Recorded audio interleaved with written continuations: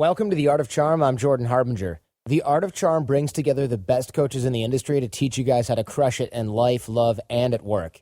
Imagine having a mix of experienced mentors teaching you their expertise, packing decades of research, testing, and tough lessons into a concise curriculum. We've created one of the premier men's lifestyle programs available anywhere, and it's free.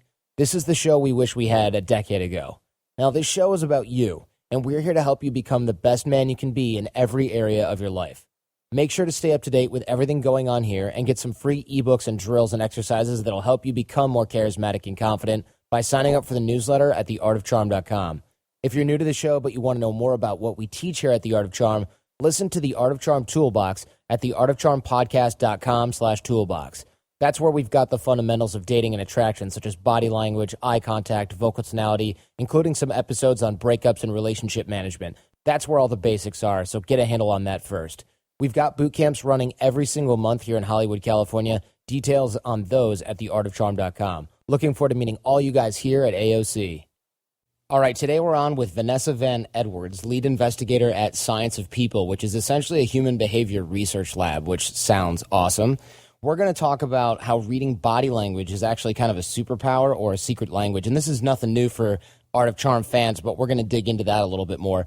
We're also going to talk about microexpressions and having you see the matrix, all about human lie detection and how to get better at seeing the truth even when people try to hide it, how to spot charismatic and powerful people just by looking at their photograph, and how to spot and read microexpressions, complete with a little web guide so you guys can follow along with the show as well, and something called the facial feedback hypothesis, essentially the Art of Charm principle that the mind follows the body and the body follows the mind, but we're going to discuss it in terms of emotions causing facial expressions and how you guys can use this to your advantage.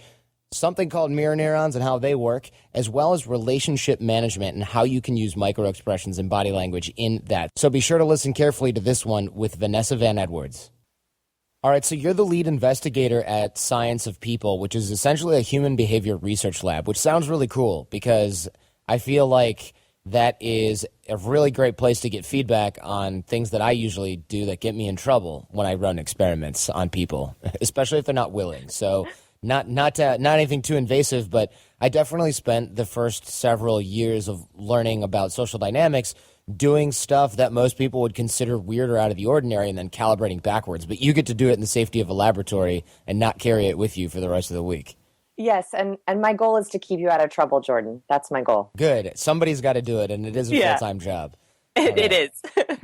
So tell me and tell us a little bit about what you do in said lab. And also, I mean, you've been on HuffPo, you've written a bunch of stuff for NPR, Business Week, USA Today, CNN, Fast Company, Forbes, pretty much all the good stuff.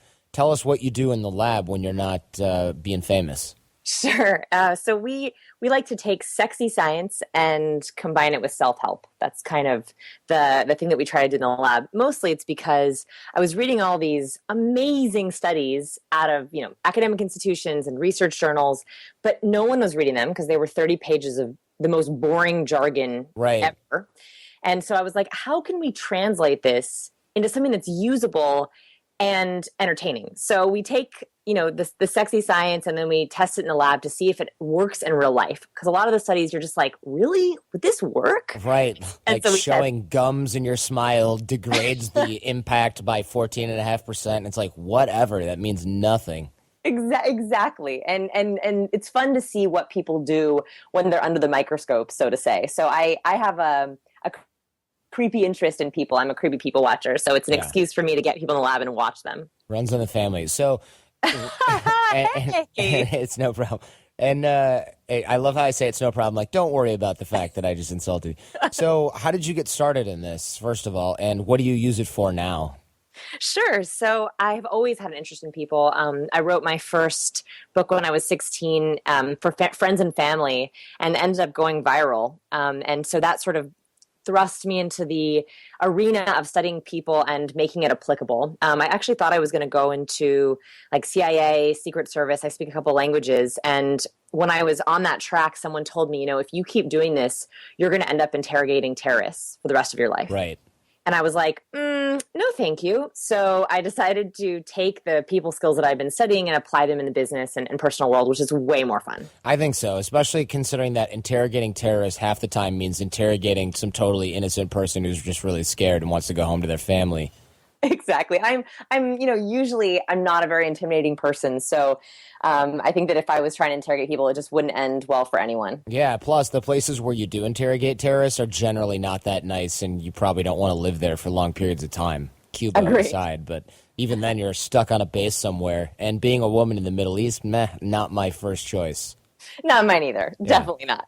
So we're going to talk about nonverbal communication as a secret weapon, and this is something that guys who are into the art of charm, this is nothing new, but I always love a fresh take on it. And for guys who are listening, we're always looking to hone that skill set because it really is a secret weapon for most of us, especially when you put it to a conscious level and you try to get some conscious competence going with it or unconscious competence going with it. And most people have no idea how to use it, how to learn it, how to hone it as a skill set. So being able to decode and correctly use body language to influence people or realize that you're being influenced is kind of like speaking an invisible language that no one else can hear.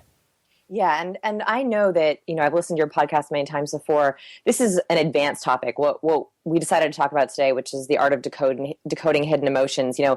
Yes, we get that power posing and eye gazing, like that's important. But I'm hoping that since you guys are very intermediate to advanced levels, that we can sort of dig a little bit deeper into that. And it for me, it really is like having a superpower. Yeah, I think so. And I think anybody who is, a lot of what we talk about is displaying confident body language. Reading confident body language is something we really attack at boot camp as well because it's so much easier to teach live. So here we'll give you a primer on reading some expressions as well. And I think it's important to note that this is based in scientific research and that it also is something that's learnable really quickly. When I was doing the microexpressions training from Dr. Ekman, Dr. Paul Ekman, for people who know who that is, I took the, what do you call it, like the initial test, the beginner test, and I did pretty crappy. And then 90 minutes later, I got 100%. Yeah. And so that was, in some ways, because, of course, I've been studying this stuff for years, but largely because I'm able to, in anyone for that matter, using these tools is able to learn it really quickly. Mm-hmm. That's one of my favorite things about it is it's also very black and white. The expressions are easy to learn, you memorize them, and then you start seeing them everywhere. I joke with my students that it's like seeing the world in high definition for the first time. All of a sudden, you really see what someone's face is saying to you, and it makes you a more empathetic person, but also it shows you how to respond in an appropriate way, whatever that is for you. Yeah, that makes a lot of sense because honestly, being a recovering awkward person yourself and same boat Yes. as me, right? We know how much these skills can change your life. And so we've sort of come through the other side. So people who are listening right now might be like, I don't need to read microexpressions. I need to learn how to ... fill in some other weird skill set, like get a girlfriend or get a promotion. This is one little piece that's really great, and it's a key part to what we call seeing the matrix, where you can sort of see what people are thinking even when they're telling you otherwise, and you can work on reading situations better than most of the other people who are even maybe in the situation based on the behavior of the people who are involved. So you're trained in microexpressions. Have you been using this stuff in your own life for real or just in the lab? Oh gosh, you cannot turn it off. I mean, I do human lie detection, so that's one of those skills that's a blessing and a curse. It's impossible to turn it off, which means that I can be in the lab testing people on microexpression. I have one of our citizen science projects we do in the lab is I have people lie to me. I play the two truths and a lie game, and then I try to guess the lies. And that's great in the lab, but as soon as I leave, I'm out with friends. You cannot turn it off. And so it can be both good and bad. For me, I have much higher quality relationships now because I see what's right in front of me. What do you mean by that? So, for example, one of my good friends, I caught her in a lie because I was seeing that her words were not matching her facial expressions. She was telling me one thing and she was showing me a lot of anger and fear. And so I kept pushing her on it, and it unraveled this whole, she was cheating on her husband, and she had this whole sort of second life. And I was happy that at least I knew the truth, but it destroyed our friendship because she couldn't, after that had come out, she couldn't even like open up to me about it. And so I lost that friendship, but I feel like the friendships that I still have are much higher quality because the truth is right there. Yeah, it's something that people aren't/can't hide. I think that's really important because, in one hand, yeah, it kind of sucks it ruined your friendship. But on the other hand, how strong was the friendship if she was totally full of it? Exactly. So it's always better to know. I don't think many people would argue that it's not better to know the truth, right, than in any given situation for the most part. I mean, yeah, maybe you don't want to know if your ass looks fat in those pants, but other than that, most lies are bad. Yeah, when I want my friends to lie to me now, I will actually tell them, either tell me the truth or just make me feel better about this. Right. I'll actually say that to them. Right. Like, I need you to sell me these pants because I already bought them and I never wear them and I know they look terrible. Exactly, which girls totally do. Totally. Yeah, I totally believe that. It's one of those questions that guys know is just a trap no matter what. So there's no way to ever tell. I feel bad for guys that you must date because they are screwed. So I actually survived the dating world and I married the most honest man I ever met. That was probably a good idea. Yeah, we're newlyweds and it was all completely honest. I knew exactly from his face, from his words, and it was a really good connection. Here's an example of that brutal honesty that I like that facial expressions will help with. So I got this dress and supposedly, and the men listening can tell me if this is true, men do not understand the baby doll dress. You know that dress that's like short, but it's kind of like very flowy. Do you know a baby doll dress? I'm going to Google it right now because okay. I feel like I do, but I don't want to fake it, especially when it comes to fashion on my own show. It's just not a good plan. Okay, so Google baby doll dress, and girls love baby doll. Oh, yeah, I've seen these. It looks like you're not wearing pants. Well, I guess you're not wearing pants, but it looks like you kind of might have pants on underneath. But you can't see anything. And so girls love these dresses and boys hate them. And so I put on the dress and my husband was like, in all honesty, he was like, that looks like a tit curtain. Because it is a tit curtain. That's a great name for a baby doll dress. Yeah. And so that, and I was like, thank you. Thank you for telling me that. And I will never wear tit curtains again. Ever. So it sounds like him and I have a lot in common because I don't know if I'm honest. I just don't have a filter that works very well. So I think that if that makes me honest, then great.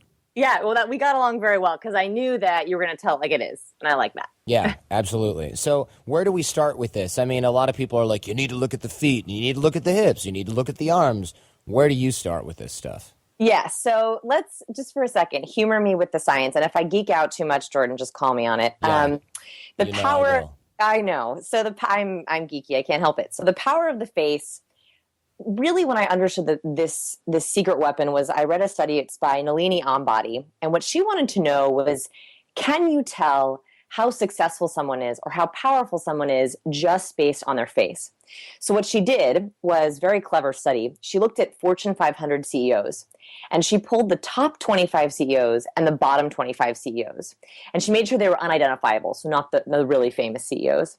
And she showed those images to participants, and she asked them to rank them on leadership skills, things like likability, charisma, intelligence. What was interesting is all of the participants, just by looking at a headshot for 5 seconds, were able to correctly identify the top 25 CEOs from the group of 50. Wow. I mean, how can you tell? You can tell how much money someone makes, how successful someone is, just by looking at their face.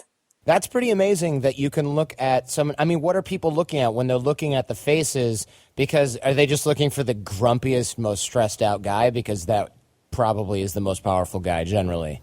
So this is one of the things that we're testing in the lab, because I read this study and I was like, well, what was it? I was like, what was the pattern? And so what we've been doing is we wanted to see if it worked with Twitter followers. So we took a couple people's Twitter pictures and we asked people to come into the lab and rank them based on popularity to see if that matched up with their Twitter followers. And there are definite patterns. I won't give it away just yet. A lot of it has to do with what we're going to be talking about today, of what makes someone successful. And by the way, you are welcome to test yourself. I put up a picture of 8 of the CEOs on my website. It's scienceofpeople.com/face if you want to test yourself and see if you can guess which one are the most successful.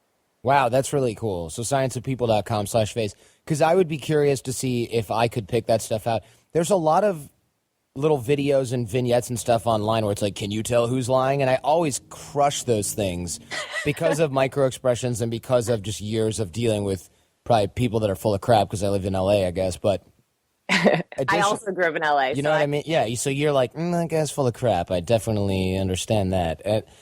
I do get that. I did not know you could correlate that with power, though. That's really cool, especially just by the face. Usually when I'm thinking power, I'm looking at the whole body, or at least I feel like I am. But again, it's like Malcolm Gladwell's Blink, right? Like you don't quite know why, but you choose something or you decide something. That's exactly. And I hope that in this podcast, we can talk about harnessing the power of Blink to your advantage. So looking at your online dating profile pictures, looking at your Facebook pictures, and making sure that your Blink is the one that you want. Definitely. Well, yeah, of course. That's the trick, right? Making sure people's gut reaction is somehow managed by whatever you're putting out there. Yeah, exactly. So are you ready to learn the microexpression? I'm ready, yeah. I know that there's 7 universal microexpressions. Let's talk about those. And I know guys I'll maybe have a link to the microexpressions training on the show notes. I'll have a link to the microexpressions training on the show notes so that guys can really buzz through and learn this stuff. And we have one too. So you're welcome to use ours or Paul Ekman's. Both are, his is great. That's where I started. So yeah. And also on the sciencepeople.com/face, I have a whole bunch of the microexpressions videos. So you can watch them over and over again for free to test yourself. Yeah, definitely. We'll go through those. That stuff's fun. And so let's teach the guys in an audio only format how to spot microexpressions. Seems totally inappropriate, but we'll do our best. No, and you know why I like it is because there's something called the facial feedback hypothesis. And what this says is that not only does our emotion cause our face, but our face also causes our emotion. So if, for example, you make a face, which I'm going to describe, while you're sitting in front of a mirror or just by yourself, you will actually begin to feel that emotion. So I actually kind of like that we're doing it just audio because it helps people tap into the feelings that we're talking about. Excellent. Let's do it. All right. So a microexpression, which was discovered by Dr. Paul Ekman, is a very brief, involuntary facial expression that we make when we feel an intense emotion. Everyone makes it across cultures, sexes, races. And the way that he discovered it is fascinating. He had this instinct that the facial expression was not something that we learned. We originally thought that when babies were born, they looked at their mom or dad's face and they mimicked the facial expression they saw. But actually what we found is that if you look at congenitally blind children, so children who have been blind since birth, they make the same facial expressions as seeing children, even though they've never seen a face before. So what this shows us is that our facial expressions are genetically coded, that we all make the same facial expression, has nothing to do with cultures or what our mom does or our dad does. So that's how we're able to study these microexpressions. And there are 7 universal ones that have been discovered. And this is the sort of the basics of the facial expression, that once you learn how to spot these 7, you see them over and over again because we cannot control them. Even the best liars. And I have interrogated some serious lies. You've dated some probably. You know what? I can weed them out pretty quickly. I don't know if you count, 15 minutes of a date, an actual date, but yeah. Or I try to get on a date as soon as possible before doing too much online chatting. When I was online dating, I tried to have drinks right away because I could read their facial expressions better than anything in chat. You're like a dude, only we're not looking for facial expressions. Exactly. I never thought about it that way, but I like it. So the first microexpression is anger. So what I want you to do is I want you to think of someone or something that drives you absolutely crazy. Okay, I want you to tap into that anger because it will help you make that facial expression. So someone that makes you angry or irritable. Then I want you to press your lips into a hard line, so mash your lips together. Flare your nostrils if you can, and pull your eyebrows down and together. If you can look in the mirror, you can take this into the bathroom, or if you want to pull up your webcam, you'll see that 2 vertical lines appear between your eyebrows. This is the anger microexpression. If you hold that with your eyebrows down, your mouth pressed together, you will start to feel angry and irritable. Do you feel it, Jordan? Yeah, it's the principle at the Art of Charm. Guys have heard on the show before, the mind follows the body and the body follows the mind, right? So you can change your physiology even if it's just your face, and your emotions will start to follow suit. Exactly. And so one of the things I'm going to recommend is with this angry microexpression, sometimes people use this microexpression when they're listening intently. They don't even realize that they're doing it. And that makes them begin to feel angry and irritable. It also makes them look extremely negative if they're on a date. So I recommend people film themselves while they're on calls to see what resting microexpressions they use. So this anger one is incredibly powerful because, so you'll have to forgive me, one of my citizen science projects is that trying to find anger in interesting places. And what we noticed was that anger comes up a lot. In fact, we're coding orgasm faces where we look at people's faces while they're in orgasm, and most men and women show the anger microexpression right as they're orgasming as like a final release. So interesting. You end up seeing it quite a lot. I know this isn't an orgasm face show, but it's all good. I mean, my question is just how do you get orgasm face pictures? So we partnered with a website, and this is I bet you did. Yeah. This is my research interns. We have a whole bunch of research interns, and when I told them about this project, I saw fear microexpressions all over their faces. They were worried that they would have to film themselves. So this website, it's called The Agony and the Ecstasy, and what they do is it's just people's O faces. There's no nudity. There's no talking. It's people who have filmed either during sex or masturbation, just their orgasm faces. It's the dirtiest website, but there's no nudity. It's such a weird thing. Anyway, so that's how we get those videos. Wow, that is so. Well, whatever. Is your mind blown? It's the internet. It's the internet. Why am I surprised? Yeah. Okay. So then what did we find out? Okay, so they make the anger face right before they release. What's the microexpression after that? Hopefully deep pleasure and relief. But what I want you to think about for anger is that if you see those vertical lines appear between your date's forehead, you've stumbled into territory where you need to go back into rapport building behavior. So that's the most important thing I want you to look for. Those two vertical lines, or when a woman mashes her lips together into that anger expression. It's also called lip pursing, which women do when they're withholding, men and women do when they're withholding information. So you want to be super attuned to anger to make sure that you take a minute, clarify, apologize for whatever you said, or go back into rapport building so you can get her back into that positive, open frame of mind. Hey guys, I want to take a quick break for a second here. You've heard me talk a lot about taking you to the next level in life, at work, and in your relationships.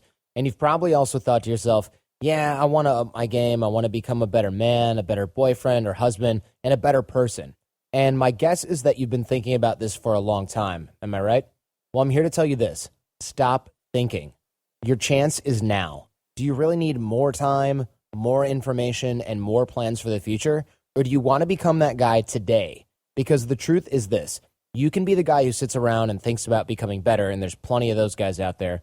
Or you can be the guy who decides that today is the day you're going to do something amazing. And I want that for you. Why? Because you've already got what it takes. The potential is there, even if you don't know it yet.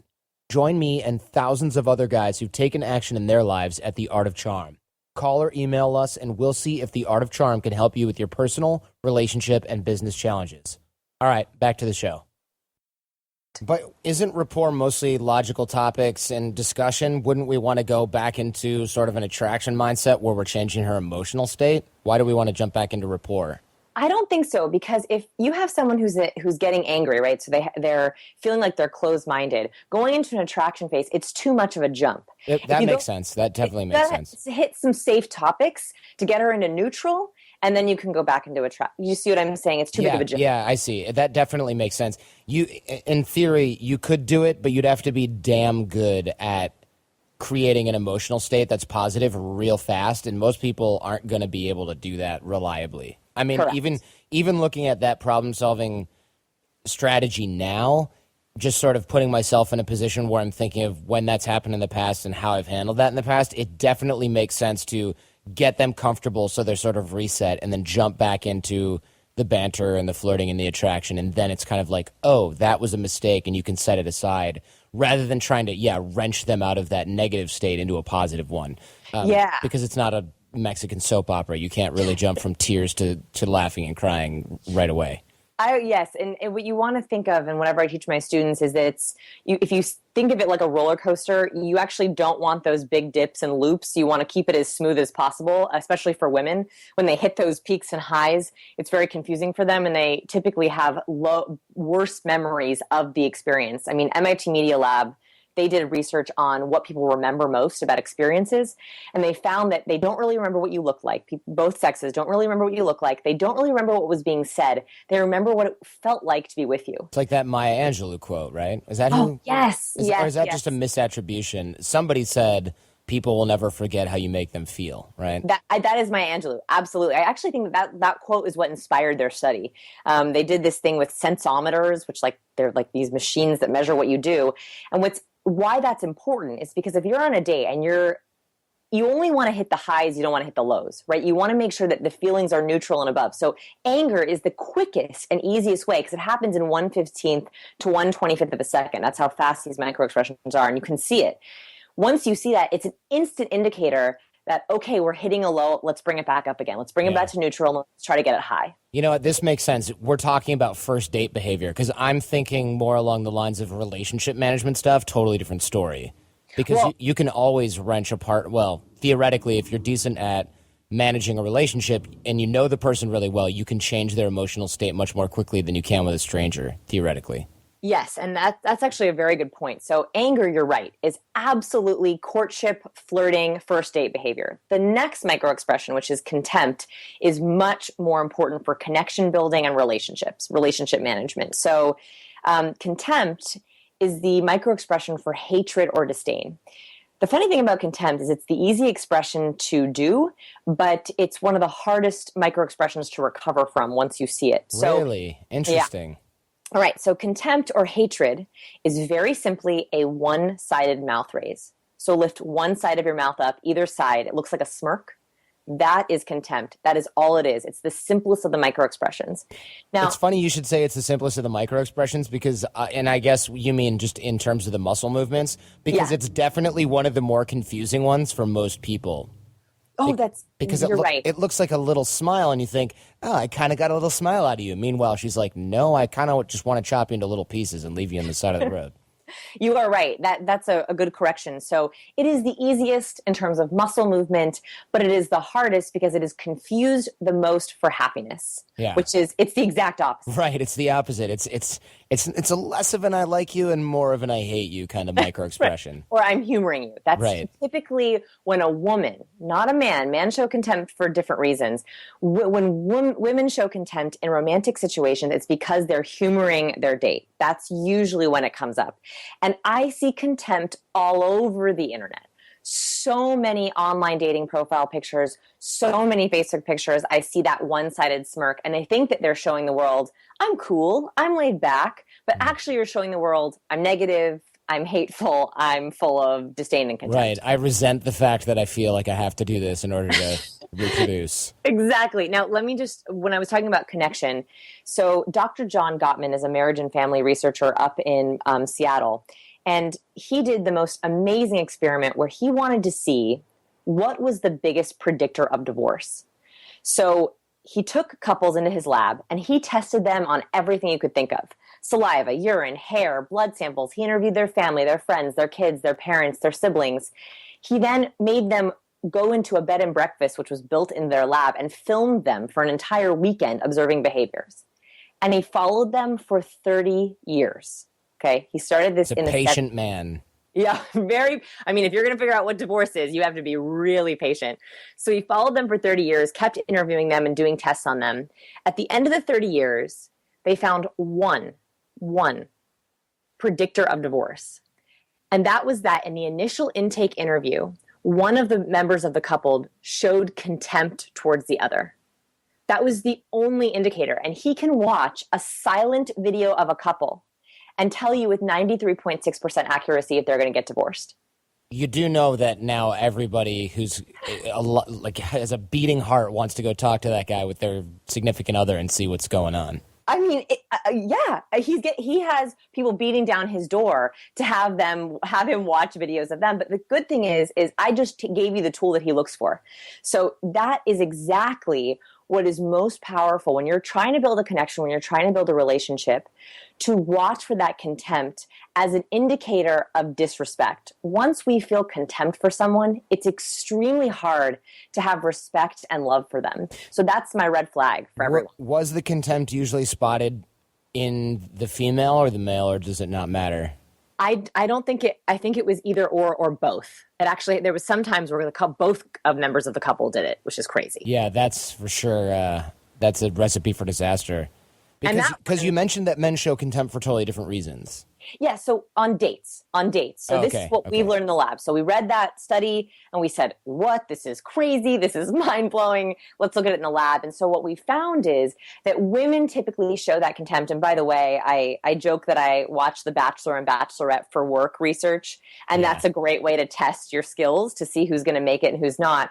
So on The Bachelor, where you have mostly women, they will show contempt when they're like humoring the guy on the date. When you are watching the men, they will show contempt when a topic is brought up that they do not like. So past relationships, right. Having kids really soon, that's when they'll show contempt. Women can show contempt then as well, but just a little bit more in either area. Yeah, that makes sense. The problem with doing this with television and then trying to predict the results is, one, TV, even reality TV, is largely fake, and two, they edit this like crazy. So you miss most of the important stuff because it's not entertaining enough to make camera. Yeah, it's really hard to, because you don't know if it's scripted or partially scripted. One of the things that I have a body language for dating course, and I use a lot of clips from the Dating in the Dark show Australia. Because that's a show where 3 single men and 3 single women have to date in a dark room, and they go on dates in completely the dark. So the whole point is, I know, right? So it's fascinating for human behavior, and a lot of those clips are great because they don't even realize they're being watched. So the body language that you see is very genuine because they don't realize. They don't know what the other person is doing. They're just doing what they naturally feel. So you'll see contempt on their face, disgust, which we're going to learn, and you know who's going to make it or not, which is fascinating. So they're sitting there talking to each other in the dark, and so you can be like, ugh, this sucks, and do that totally exaggerated or even just normal body language, and the other person in the room has no clue. Exactly. For me, it's like a raw version of watching the body language, which is extremely helpful for our students because if I teach them, okay, here's how you engage the woman when you're feeling attracted to her, and then I show the example of how it works in real life, it's a very raw way of testing it immediately. Yeah, we do something very similar. I mean, we don't do it in the dark, but we do a lot of video work at the Art of Charm on boot camps where we videotape the interactions between our clients and females, and you can literally will point out, like, look at her reaction here, look at your reaction here.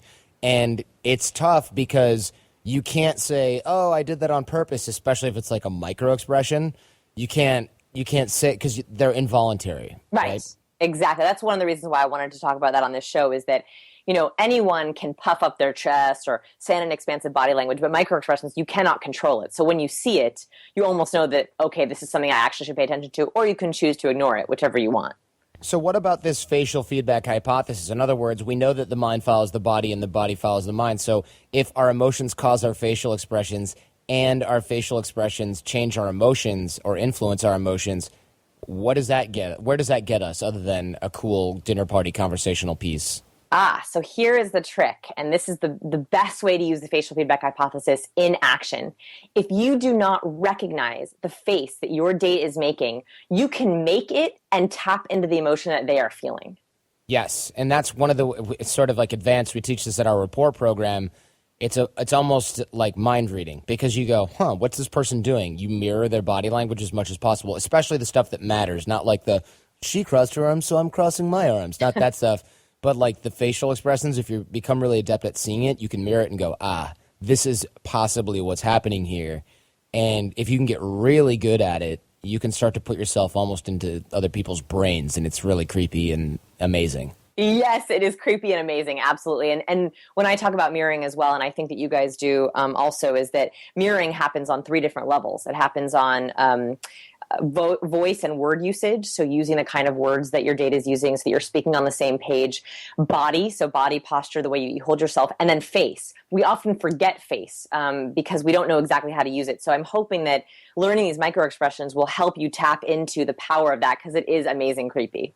Yeah, it is amazing creepy. When we talk voice, Are you talking about word selection, or is it like those NLP modalities like I hear you versus I feel you? I mean, what sort of level are we talking about with the voice? So yeah, the NLP stuff, it works. That wasn't what I was referring to, although you can use that. What I like to do is I feel that it's a nonverbal form of respect to use the kind of words they use, and I'll give an example of that in a second, and the cadence and the pacing that your date is using. So for example, this is actually more important for women than men.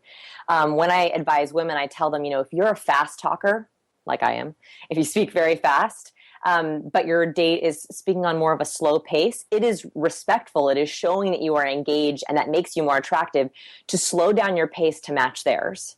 So it's the pacing as well as using the kind of words they use to show them empathy verbally. So for example, if your date is explaining something that makes them really excited and happy, one way that you can show camaraderie and build connection is to use the same kind of words that they are using to describe their experience. So this is a fairly obvious example, but they're saying, oh my gosh, I'm so excited. I'm going to South Africa and it's just going to be such a great trip and I can't wait to see all the cool things. Okay. A way to mirror their words is to say, wow, what kind of cool things are you going to see?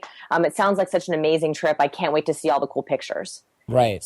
Yeah, that makes sense. How do we do that without seeming ridiculously inauthentic? I think that I never like to use them in where you're like matching word for word. Mm-hmm. What I try to do is just get into the same spirit as them. And this is the biggest I think mistake. That's wise, yeah. Yeah, that way you're not mimicking their words. But what I see happen a lot on dates is the woman will be talking on this very excited level. And the man, internally, he's going really cool, excited. But it comes out like, oh yeah, great. Right. Because you don't let her think you like her, because then she might know that you like her and then something rejection. Exactly. Right. So it helps you tap into that. But yeah. Interesting. Yeah, I totally agree with that. It's actually, the speech and cadence thing is something that I started doing naturally in college, and people who I knew really well actually thought I was making fun of other people sometimes when I talked with foreign people, because I would start to pick up their cadence and even using the same words that are a little bit unnatural in English when talking with, say, a Polish person. And my girlfriend at the time used to be like, I can't really figure out, were you making fun of him or what? Like, what was that all about? You just started immediately talking like Mariusz. And then another time we had a cab driver from Samoa. And apparently, and I don't even notice this, I was a little bit drunk. By the time we left the cab, one of my friends goes, dude, I thought the driver was going to kick your ass. And I said, why? He just gave me his phone number and he wants to hang out. He's really cool. And they're like, because you imitated his accent for the whole second half of the ride. And I didn't even notice. Oh, wow. So that happens when you're so in tune to someone. Yeah. We have mirror neurons, and you probably have more mirror neurons. You don't even realize that you're mirroring them in vocal and body. Are those like brain taste buds? Is that what those are? They're like, oh gosh, what would be the example? They're like brain copycats, basically. Okay. So people who have higher levels of mirror neurons have also higher levels of empathy. It's easier for them to copy without even realizing it, people they feel connected to, or to build a connection. Like there's one mirroring study that we looked at, which was best friends in the lab, where they had best friends come in, and people who had been friends for longer and were closer best friends mirrored each other more, down to their sweat levels, down to their breathing rate, down to their heartbeat. So we do this without even realizing it. Right, stuff that you literally couldn't change if you wanted to most of the time, especially heart rate. Breathing, yeah, you could if you were really observant. You could see But it was horrible. But it would be. Oh, yeah, it'd be a disaster. It'd be like trying to repaint a Picasso just given one shot in a paintbrush. You wouldn't be able to do it very well. Exactly. Yeah, exactly. Interesting. I did not realize that and never heard that before.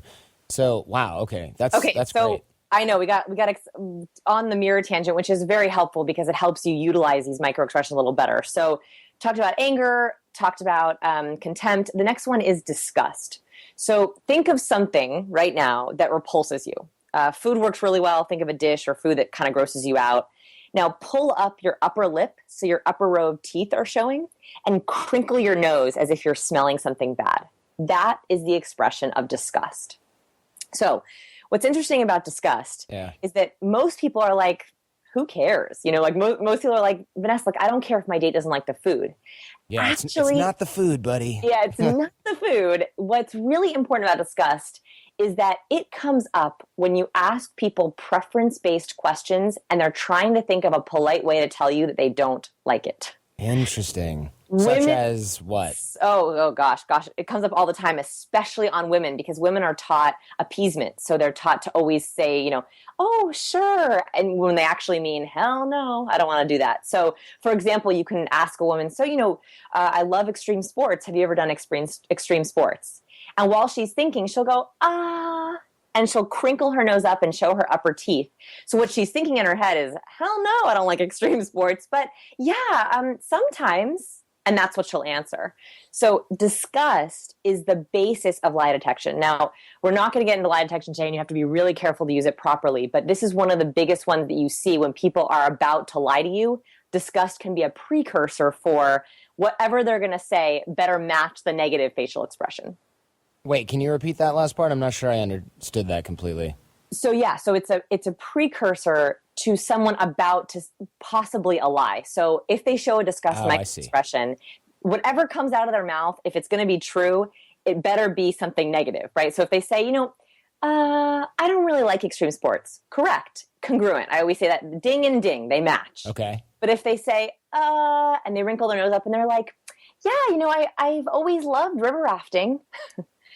That means you need to circle back, circle the cards around, and ask a few more questions about that, because you've tapped into something that is incongruent, like it is not matching their words and their face. Right. And as we know, a lot of times women are generally looking to build consensus for the sake of consensus. So they'll go, well, yeah, I always like river rafting. And guys are going, why don't you just say you don't like it? It doesn't mean I don't like you. And exactly. The problem is the more consensus building that needs to get done on, for example, a first date, the worse the experience goes, even when on its surface it's like, oh my God, she likes all the same things as me, kind of sometimes.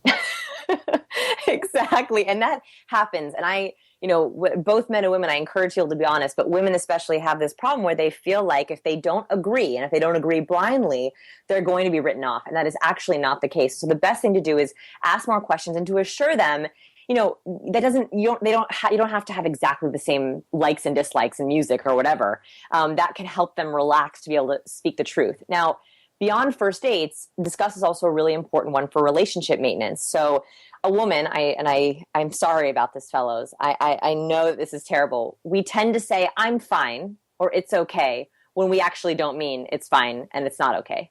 And I feel bad about that. So that the way that I teach men You're responsible for every woman doing that. I know. The way that I teach men to make sure that they're getting the truth there, because all men want to do is make sure that they're getting the right answer so they can act in whatever action is appropriate, is when a woman says, it's fine or it's okay, watch for this disgust microexpression. See if she pulls up her upper lip, crinkles her nose, and shows her upper teeth. That means it's not really that okay. It's not. Yeah, like, it's fine, snarl. Exactly. Exactly. And again, I have videos of this so you can see it in action if you want, so you can see how that looks, because it sounds like you would never see it, but actually you see it all the time when people are trying to be polite. Wow. Okay, that's interesting, because that's something that, as guys, we kind of look at the verbal communication only, especially, and as people, I think we look at whatever form of communication we want to agree with as well. Yeah, and I call that lensing. So there's a lot of research about how our brain sees what we want it to see. With women, I call it wishful hearing, where they have this checklist that they date with, and I tell them, burn that checklist, like throw it away, ship it off somewhere else, because if you do that, you end up doing what I call wishful hearing, where you only hear and see what you want, and the things that you hear and see, you choose them to just validate what you were already wanting to have. And so having microexpressions is a great way to put that in check. So you are seeing and hearing exactly what is in front of you. Wow, yeah, because otherwise you're looking at a potentially huge issue with just agreeing with something because you want it to happen. And then, of course, that stuff creeps out later, a la giant divorce rate. Microexpressions could have saved you in the first place. Amen. Right. Okay. Amen. Let's take a quick time out for a sec. Some people think the Art of Charm live training programs are just about picking up girls. And honestly, there's some of that. 1 week with us and you'll be rocking out in that department, I promise. But as a guy, I know how important it is to be awesome and well-rounded. And not just awesome with girls. You got to be awesome at work, awesome at home, and awesome with your friends and family. Guys, we need to step it up everywhere. And that's why we call our company The Art of Charm. That special something that gets you results wherever you go. And trust me, the results are real.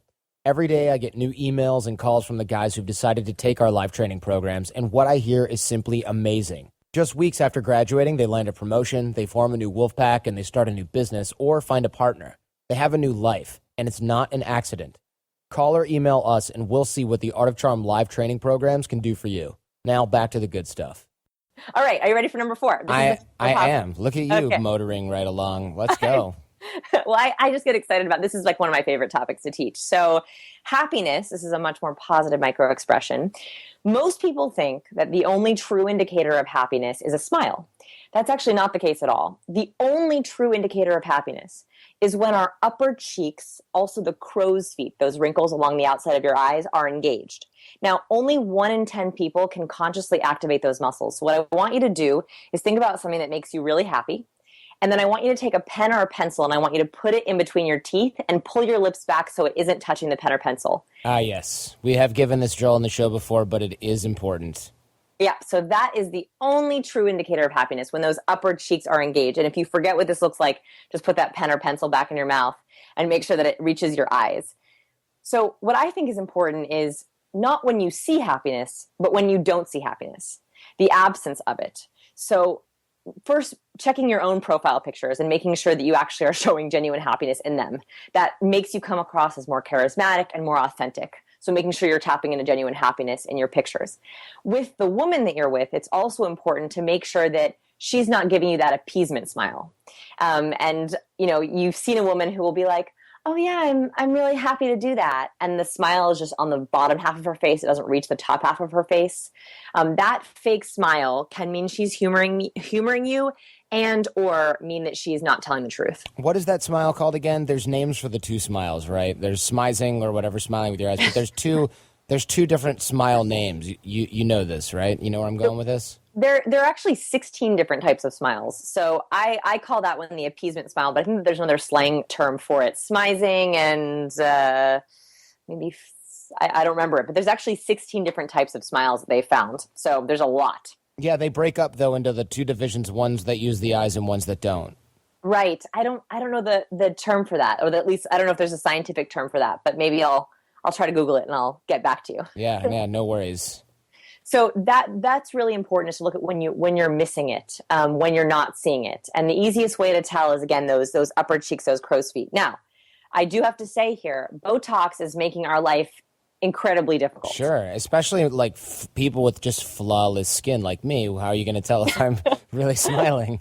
I actually have a really hard time giving this presentation in Los Angeles because I'll give it to an audience and the women are like, "Oh, I'm smiling." And I'm like, "But your face isn't moving." Yeah, exactly. It's pretty horrible. Another thing about Botox is that, that facial feedback hypothesis, it has been found that women who numb their happiness wrinkles actually begin to feel less happy.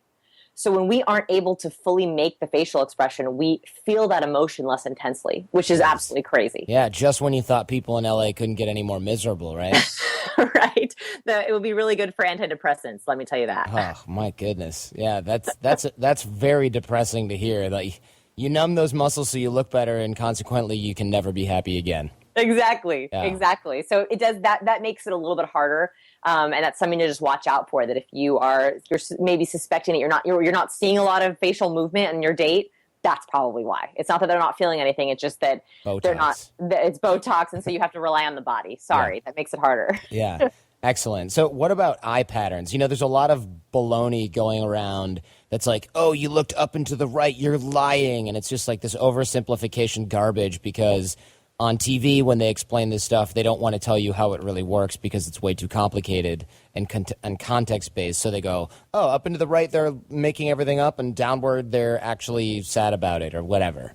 Yeah, can we bust that myth? Yeah, let's destroy that right now. Let's bust it. That there is no basis. They have not been able to replicate that study. They've tried it over and over again. We've tried to replicate it. It is total BS. It just doesn't hold water. The interesting thing about eye behavior, very briefly, is so when you meet someone, The first area of the body that you notice is actually the hands. Most people think it's the eyes or the mouth. And the eyes and the mouth are very important, but the hands are actually first. And then we do that because we're trying to keep ourselves safe. It's a behavior that we developed that when we were being approached by someone we didn't know, we looked with our hands to see if they were carrying a rock or a spear or a weapon, to know if we had to protect ourselves. So the second place we look is the face.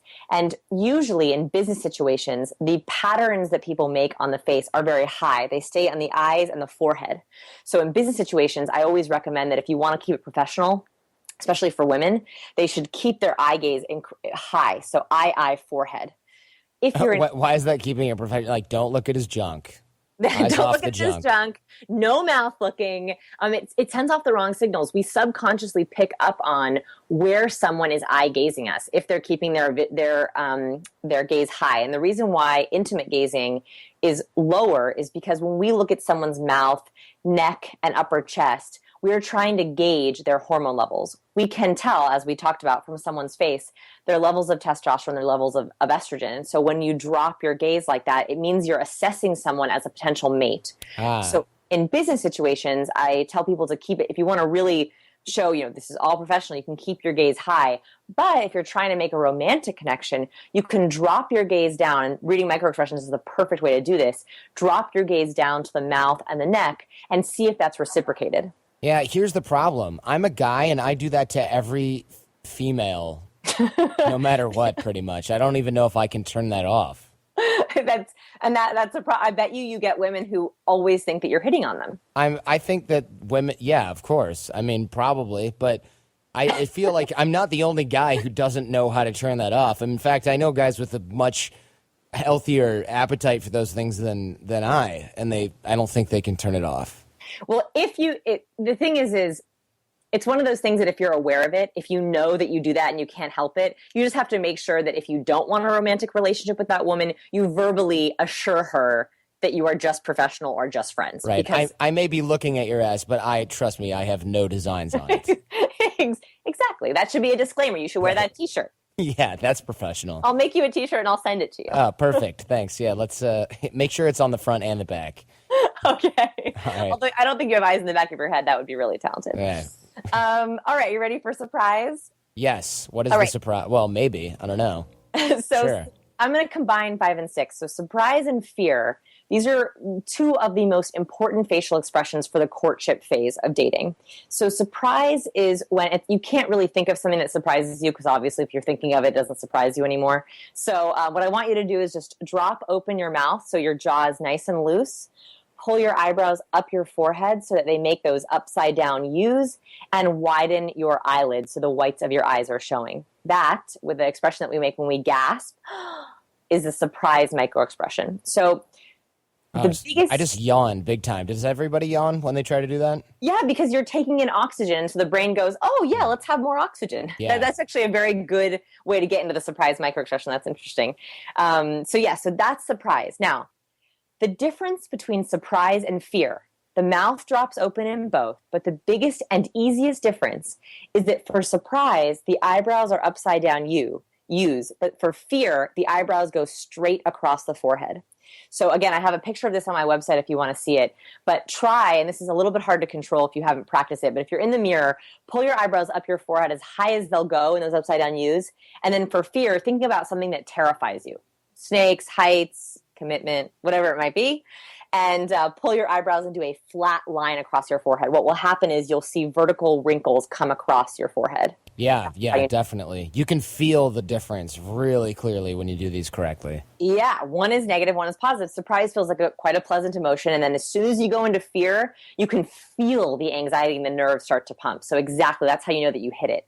So for courtship, this is incredibly important because after the first date, maybe the first 2 or 3 dates, you start to get into deeper topics, the deal breaker topics, I like to call them, where the answers really matter. It's not just, do you like extreme sports or what's your favorite kind of music? It's, do you want to have kids? Do you want to get married? Those kinds of questions. And the difference between surprise and fear tells you everything you need to know before they even open their mouth and say anything. So if you were to say to someone, I really want to have a big family, surprise is quite a positive expression. Fear is a totally different line of questioning.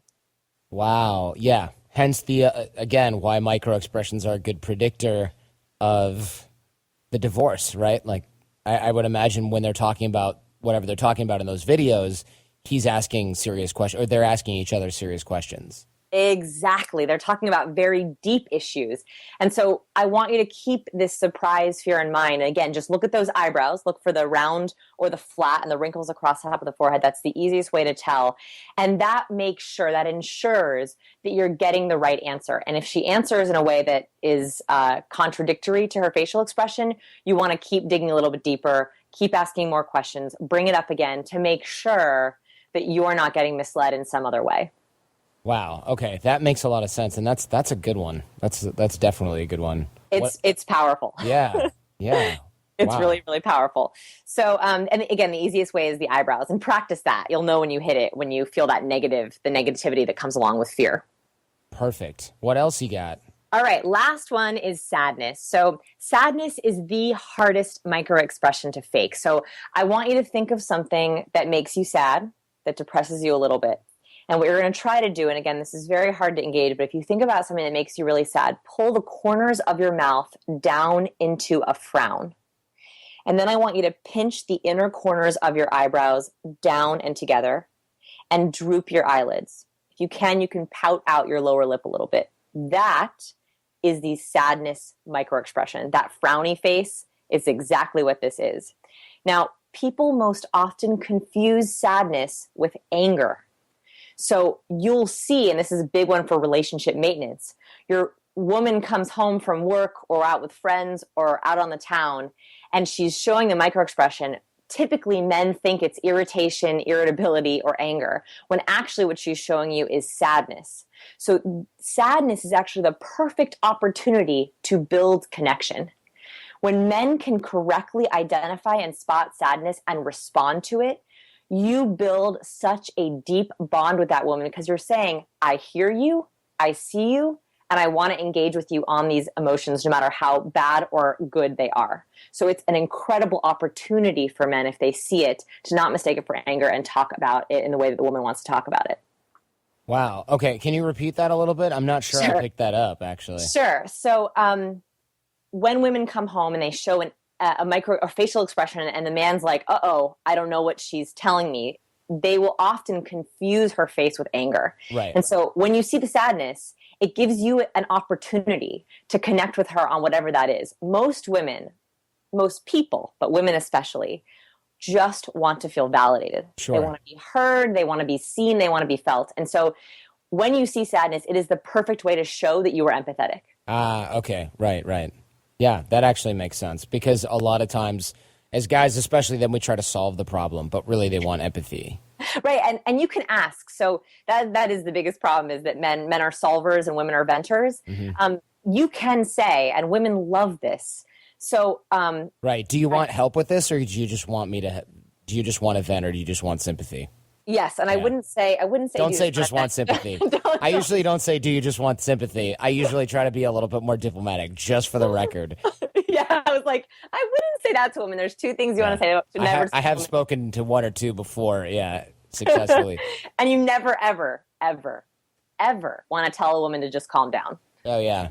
So what opposite will happen. What would he? Oh yeah, well, pretty much with anybody, but especially in that scenario. So how would you give us a script for empathy? Just lay it on us like you would want to hear it. Sure. So I come home. I had a really difficult day, and so my husband notices it and he says, "Wow, tell me about your day." So letting me open up. Let's say that I don't. Let's say that I'm like, it was fine, and I show sadness or disgust. He can say, great, what's for dinner? Right, exactly. And that would be the worst missed opportunity. So he could say, tell me what happened. What's going on for you? You look a little sad. You can actually say that. That's okay. Not you look bad, but you look a little sad. You can say that. You can say, or you can just say, tell me what happened today. Tell me what's going on. So then I begin to talk about it. And when you're in that moment where you're like, does she want me to give her advice, or does she just want to vent? What you can say is, I'm happy to just listen. Do you want to talk through some things that you can do? That way you're saying, and she'll say to you, I'm not ready to try to fix it yet. I just want to talk about it. So do you just want to talk through these things together? That's a very non-confrontational, easy way? That's my favorite question. That one, and how can I help? Those two questions are the best things that any man, whether it's a business partner, a friend, or my husband, can say to me. Right. How can I help versus what do you want me to do about it? Exactly. Or do you want me to talk through this with you? Oh my God. It's like, foreplay. It's with ear words. chocolate, right? It's amazing. Excellent. So, these 7 microexpressions, this was sort of the basics. If you want to practice, because the good thing is the brain is like a muscle, the more you do it, the easier it'll get. The easiest ways to apply them is, first of all, now that you know what they look like, you're going to start seeing them already. I mean, you don't even need to practice to start seeing them. But reality shows that are less scripted. So Survivor is a great one where you see a lot of genuine emotions because people are going through the hard stuff. You can also practice on low pressure situations. So practicing with friends, bringing up some of the hot topic questions that kind of get them going, but it's still a safe area, and watch their emotions change. That can be a very easy way to spot emotions. And then we post a ton of practice videos on our website. So you're welcome to watch my critiques. I bash people all the time on Twitter as well. So you can use any of those practice methods to build up that muscle in your brain. Great. And we'll be linking to that at the show notes, scienceofpeople.com. And where's your microexpressions training? Is it pretty easy to find from the website? Yeah, it's just under courses. Great. Excellent. Thanks so much, Vanessa. What else would you like to tell us before we let you go? I love hearing from you guys. So I'm on Twitter all the time. I always offer red flag challenges. And if you see something that kind of is bizarre, or you're on a date and someone does something that's weird, send it over to me. I love talking to people. So always reach out. I'm happy to be there. Great. Thank you very much. Thanks so much for having me.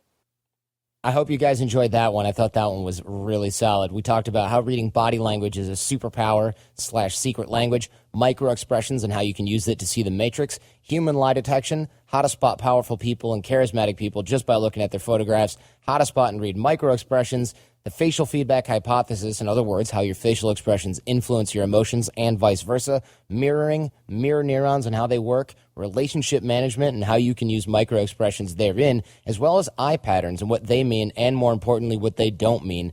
And last but not least, empathy and how to show it in your relationship, as well as when to show it in your relationship. Hope you enjoyed this one as much as I did, and we'll see you next time at The Art of Charm. Solid show as usual, if I do say so myself. Show feedback and guest suggestions. We rely on you guys to help keep our finger on the pulse. So if you know someone who's a good fit for the show, let us know at jordanh@theartofcharm.com. Bootcamp details, that's our live training at theartofcharm.com. And that's also where you can find links to us on Twitter, Facebook, and other social media. If you're listening to this but you're not subscribed in iTunes or Stitcher, then that needs to change. Getting our shows delivered free to your phone or computer is the best way to make sure you don't miss anything. You can do that by going to iTunes and searching for The Art of Charm podcast, or by going to theartofcharm.com/iTunes and clicking subscribe. That's it. You guys can also help us. If you subscribe in iTunes or Stitcher, give us a 5-star rating and write something nice. We'll love you forever. Just go to itunes.com/theartofcharm and it'll take you right there. When you write us a review, it not only makes us feel proud, but it helps keep us in the ranks so that other people who can use this information can find the show more easily and get the credible advice that they need. It's also the best way to support the show other than purchasing training from us. So tell your friends, because the greatest compliment you can give us is a referral to someone else, either in person or shared on the web. So have a great week, go out there and get social, and leave everything better than you found it.